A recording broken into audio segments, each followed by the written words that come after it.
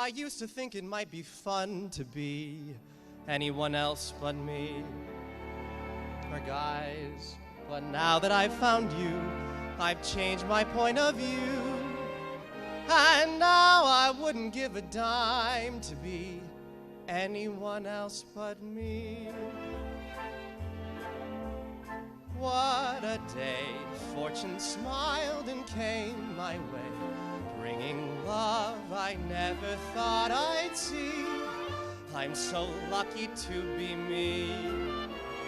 What a night, suddenly you came in sight, looking just the way I hoped you'd be. I'm so lucky to be me. I am simply thunderstruck at the change in my luck. Knew at once I wanted you, never dreamed you'd want me to. I'm so proud you chose me from all the crowd. There's no other guy I'd rather be. I could laugh out loud. I'm so lucky to be me. What a day, fortune smiled and came my way, bringing love I never thought I'd see.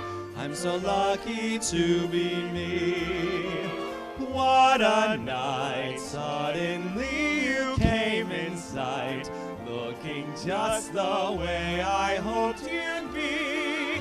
I'm so lucky to be me. I am simply thunderstruck at the change in my luck.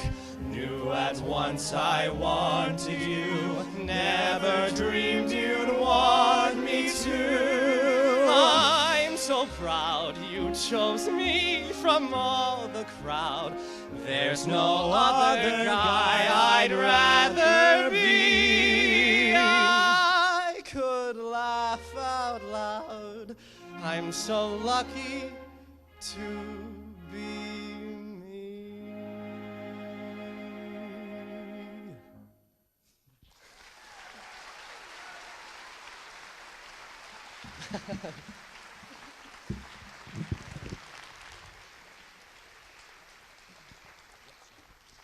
Thank you very much. And now we have Michael Riedel from the New York Post returning to the stage. You guys can fight over who gets the throne. Oh my God. I'm going to say that for Michael. Yeah. Michael Riedel. How are you? Nice to meet you. Hey, great. Hi. I'm Michael. Hey, nice to meet you. This is the chair that usually travels with me when I do these things.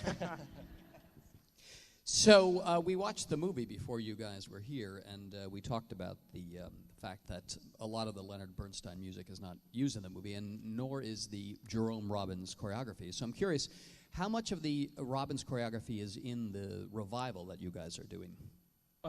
Actually, none, because it wasn't recorded. It was before a dance captain could just videotape what was going on, and whoever wrote it down in a book lost the book. Really? So the Robbins choreography, we only know, I guess, what's been passed down by anyone who's still around who was in the show at the time. Yeah, they pieced together a number for Jerome Robbins' Broadway. Yes, right. 20 or so years ago. But most of what is there, or all of what is there, is Josh Bergass's choreography with Robbins' influence, you know, from what he's seen in West Side Story and other Robbins work. Josh is one of the few people there. The Robbins estate actually is pretty finicky over who's allowed to stage original Robbins choreography. And Josh Bergass is one of those people who's actually allowed to set work like West Side Story or other, you know, well-known pieces of choreography by Jerome Robbins. So I think that's also one of the reasons why he's kind of perfect for this job, is because he understands the vocabulary well, is signed off, it's approved by the estate and so on. Right.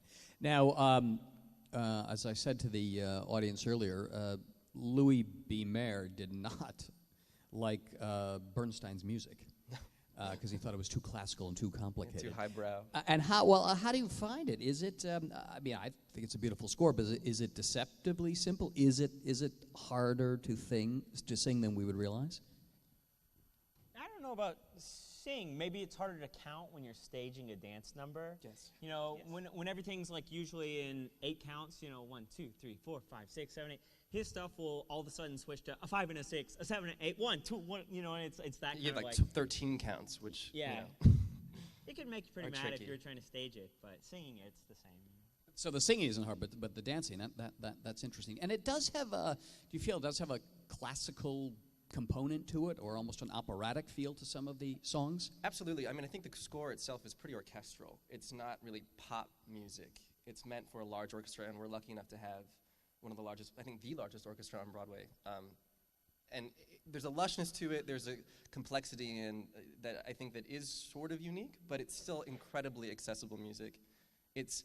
I think what's awesome about someone like Bernstein is that he's able to, you know, he mixes styles. He takes from Latin music and African music and classical music and creates something that is of the moment, somehow timeless, and also exciting and fun. And also he seems to, especially of course in New York, he seems to get the feel of the city. You can almost hear the taxi cabs honking their horns in the score and in the orchestrations. Yeah, there's this, in New York, the opening scene, there's this like, and we all have these separate accents, and Josh said basically it's just like do something you would do on the street. And so I think I'm hailing a taxi, and then I'm checking my watch because I'm late, and then, you know, so everyone, I mean, the boys here have probably something different, and it feels so appropriate. I always think every night, like, it's actually very simple and right to be doing those things to that music. Right. Now, did you watch the movie before you joined the cast here? Did you? You want to? Oh, you share don't have the a mic. mic. Well, yeah, I know. No, it's fine. You could lend him your Why mic. is he so quiet? Did you watch the movie before you joined the show? Yes, I did see the film before joining the Broadway company, and and I actually got to do the show when I was in college before joining the company here, which is crazy. There's the whole like differences between the show version and the film version. It's so interesting that the fact that, you know, I don't know if reasons of like Bernstein was still a young composer and the style of his music, like whether that would appeal to the masses, so they got a new guy or a more well-known composer to do some of the songs you saw in the film, and also rewriting the stories a little bit to, like we've chatted about this before, like Cody has mentioned, like this whole way they wrote the show for Gene Kelly, like his character, it makes such more sense like in the film, like why he goes after Ivy Smith so early on compared to, you know, how it's written in the show. But yeah, I adore both versions for sure. Yeah, what are some of the primary differences, do you think, between the stage show and the movie? Well, you know, it's funny because Gene Kelly co-directed this with Stanley Donen, and I would venture to say that in the stage show, everybody else has a stronger character arc, except for the character of Gaby, who Gene Kelly plays. In the stage show, they get on a subway and they dream up this Miss Turnstile's ballet, but he never meets her. You know, in the movie, he gets off the train, he sees her for a second, and it gives him a reason to fall head over heels in love with her, and therefore waste his one day in New York chasing after this girl. Where in the stage show, he just kind of sees a poster, and he goes, this is what I'm going to do, you know, and it really helps him to have that interaction in the subway. Yeah, well, they have to give Gene Kelly something more to do than just imagine a girl. Yeah. One of the things that we also discussed, and I wonder if when you think about performing these roles, that to me the poignancy is that these guys are going back to war again, and they could easily be killed. Exactly. And this may be the last time they have to have fun in the world.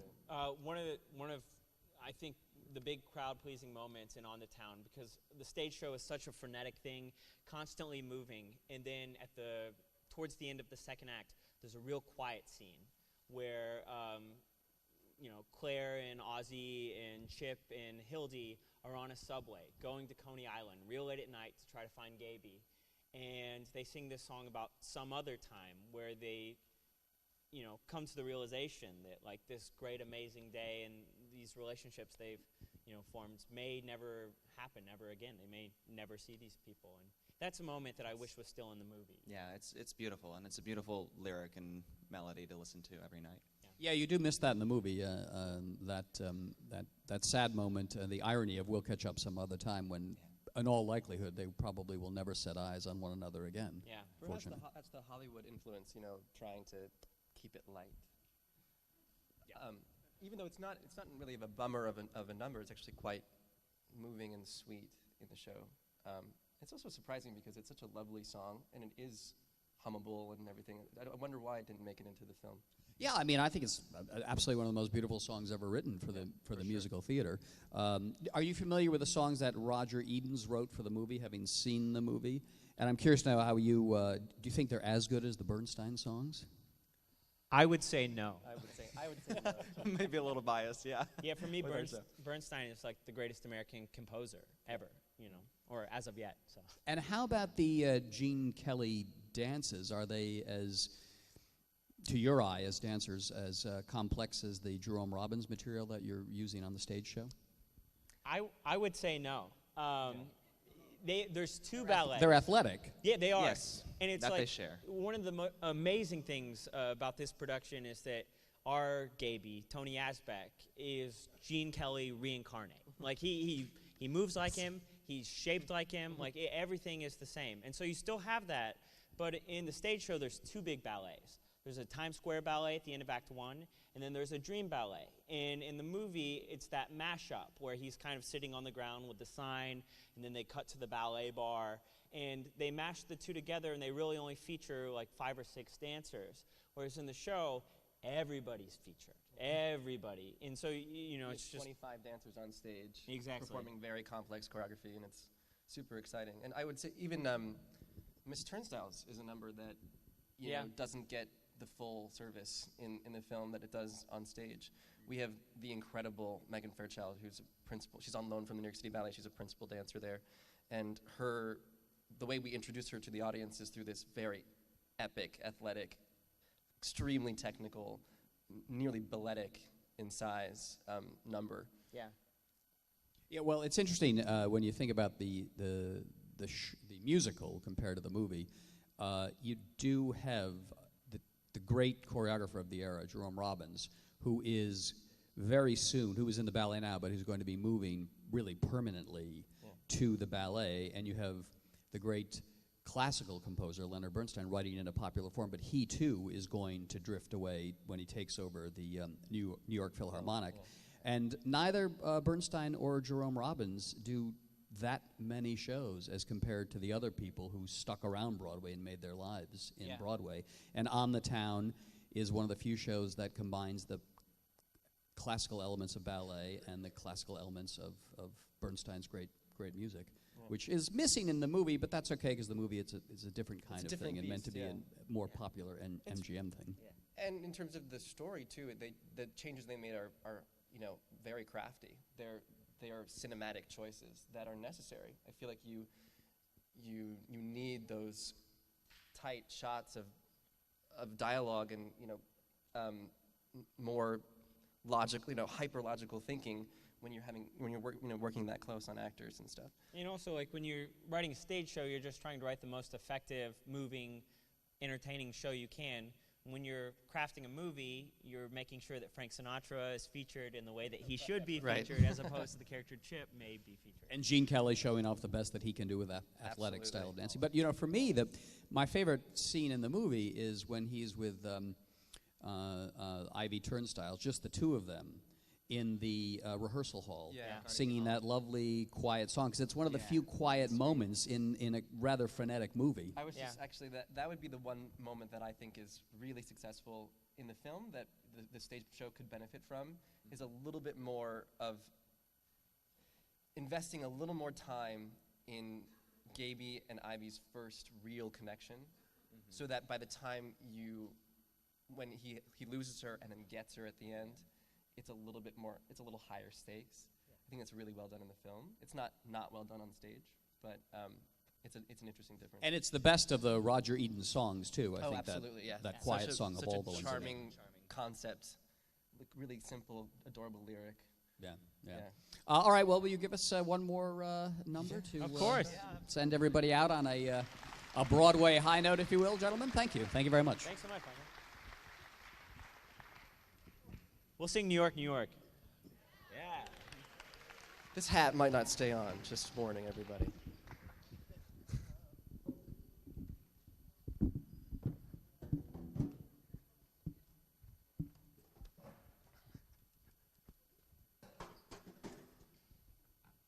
All right. Let's hit it. Yeah. Come on, Gaby, hurry up! 24 hours!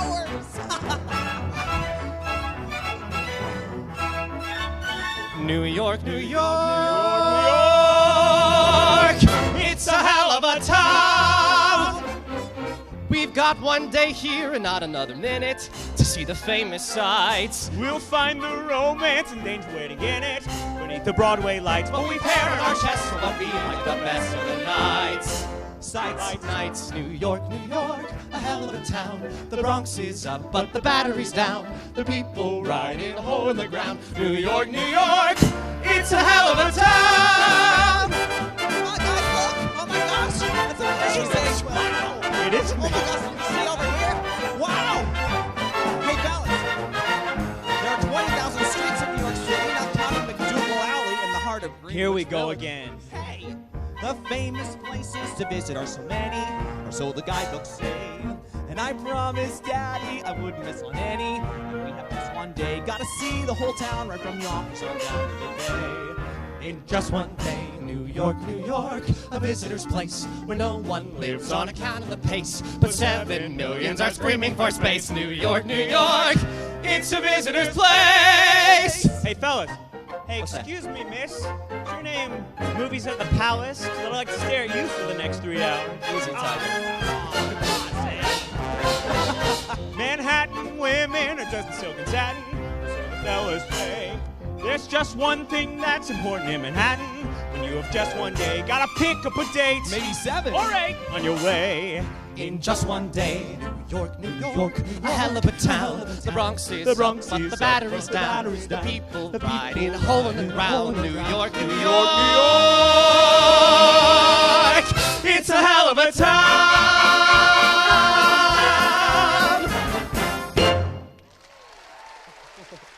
Thanks. Thanks, guys. you.